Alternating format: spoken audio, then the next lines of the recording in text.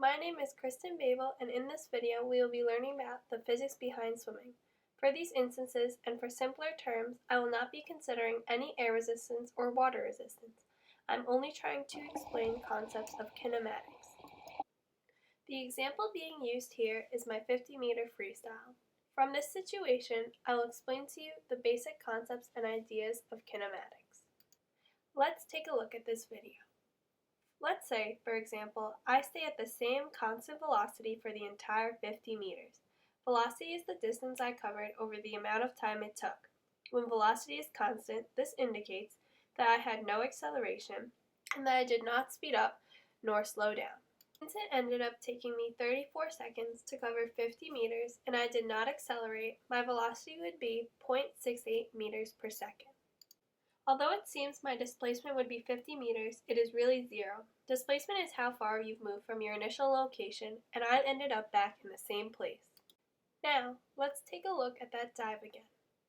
When I'm in take your mark position, everything is set at zero and I'm considered at rest. However, let's say it takes me 2 seconds to go from the blocks to the water, and my final velocity is once again 0.68 meters per second.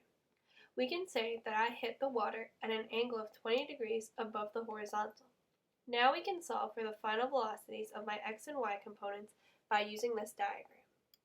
We can assume that the v initial of x and y are both 0 meters per second because I was at rest.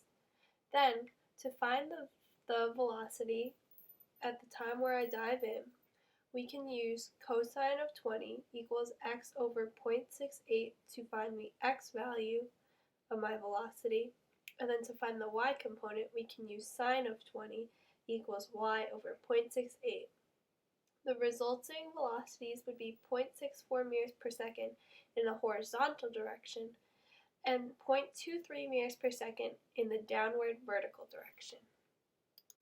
Another thing we can solve for here is acceleration, which is the change in velocity over time. Our final velocity was 0.68 while our initial was 0. So, you can subtract 0.68 minus 0 and divide that by 2 seconds, the total time it took to hit the water, and you will get an acceleration of 0.34 meters per second squared. The final thing I will teach you how to solve for is for the displacement of x and the displacement of y.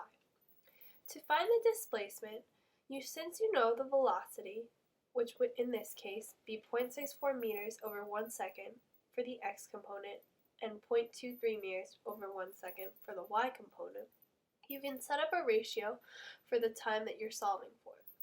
Since we are using 2 seconds in this case, we could just double the velocity and we could find 1.28 meters for the x component and a displacement of 0.46 meters for the y component. And that is how you find velocity, acceleration, and displacement. Thank you for watching.